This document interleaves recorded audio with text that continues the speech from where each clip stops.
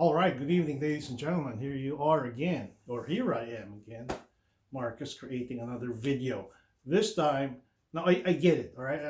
What is he talking about now? Another video. This is not a real estate video. This is a video, this is an unfiltered, unhinged, unscripted topic on my beloved Navy because I get a lot of questions on social media with regards to how I feel, what I think about certain topics and conditions of what's going on with our beloved service.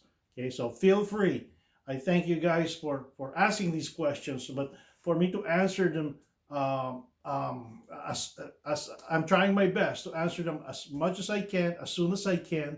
But for me to do that, it would be better, I think, to answer those same questions, related questions, with different answers on a video because it just answers so many parameters that we could just dive into. All right.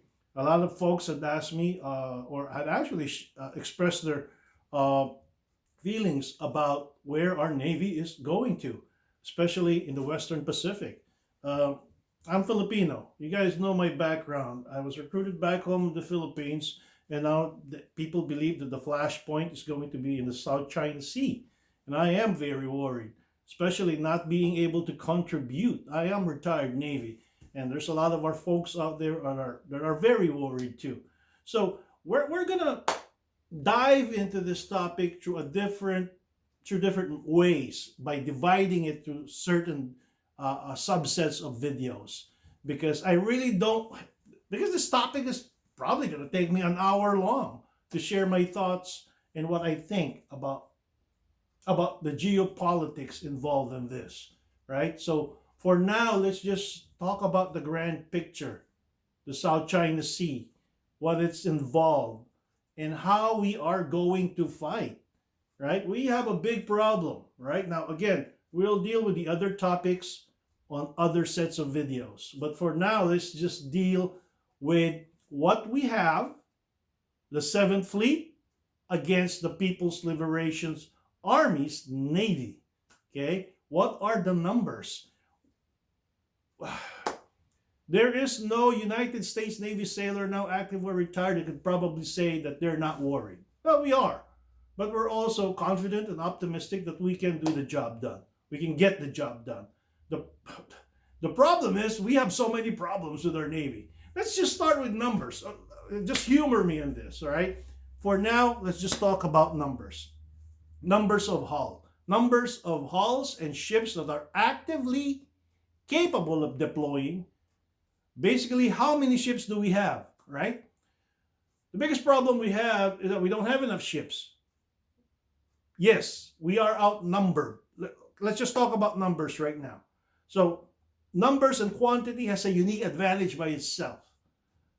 We are incapable of surging ships that are 95% built, 90% built, 85% built, completed, I should have said.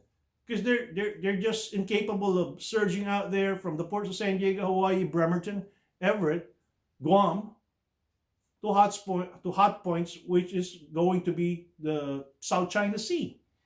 While China has in its capability of deploying 292 ships, 292 capable surface ships out of 370. We are down to 220. Now, there's a disparity there, plus or minus a few dozen. It all depends on what you mean by deployable, right? Are they ready for decommissioning? Are they in the yards? Are they capable with logistical issues to go surge? Right now, the numbers are just bad. 307. What did I just say earlier? We have 219 capable surface warships as compared to China's 370 plus. So what would happen if a certain ship gets hit? There goes its capability, right? I can assure you our sailors will do their best. Damage control, there is nobody that's going to top a United States Navy sailor and its crew. A United States Navy ship and its crew. And that's where the difference lies. But that's another point of discussion. Let's just deal with numbers. Okay? We fight with what we have. We cannot rely on a ship that's on a 2-month maintenance period in NASCO in San Diego, or PSNS Bremerton for a month, or something that's stationed in Naval Station Everett and they're working on it in the Vigor Shipyard in Seattle or down in Portland, which my last ship is going to right now. Stationed in Everett, but it's in Portland for 3 months. Okay, we have to rely on what we are capable of sending out there. 1 out of 3 ships of the United States Navy is capable of doing it. 1 out of 3. If you got 300 ships, you're down to 100. And they're not all in the Western Pacific, while China is all in the South China Sea. All 370 of them. Let's just say they do how we do it.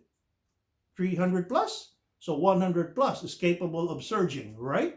Is that enough? So numbers alone, we are just incapable of doing so. The geopolitics involved now in that region is huge. We lose the South China Sea, we lose the Western Pacific. We lose the Western Pacific. Do you think we have enough in Hawaii to supplement and protect our national interest?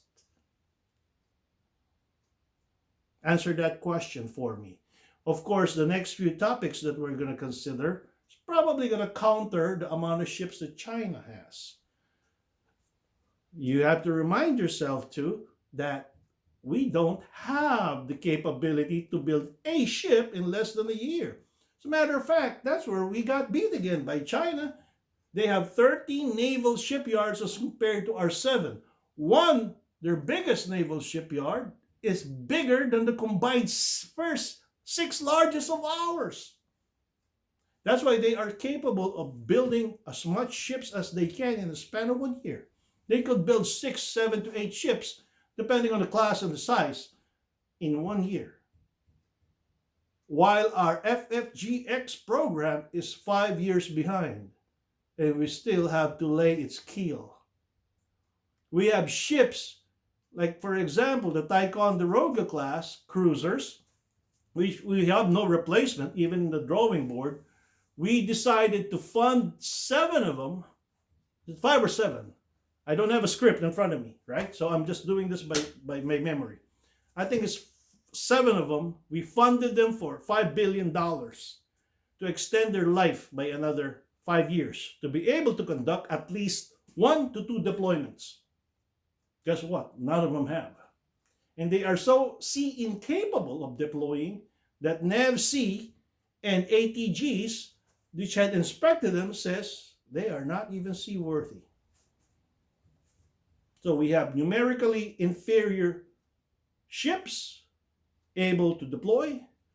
We have shipyards that are incapable of building enough ships to compete with the Chinese. And we have programs that are just inept. And we can't even allow certain ships to be deployable. So that alone tells you that, numerically speaking, we are in a quandary right now. We cannot send enough ships to the Western Pacific to compete with China. I'm going to stop it right here. And within the next few days, I'm going to inform you guys of the next topics. The next topics will be, ships maintenance, aircraft, air power by the United States Navy, undersea, subsurface power, the capability of our missile systems, and the capability of a single sailor, allowing us to be actually capable of being qualitatively superior to our Chinese counterparts. So for the moment, hang in there. If you guys got any questions got any comments, questions, or whatever, hopefully you stand by for it in the next week or so, because this is going to be a little bit more complicated. So I'm going to be adding more videos.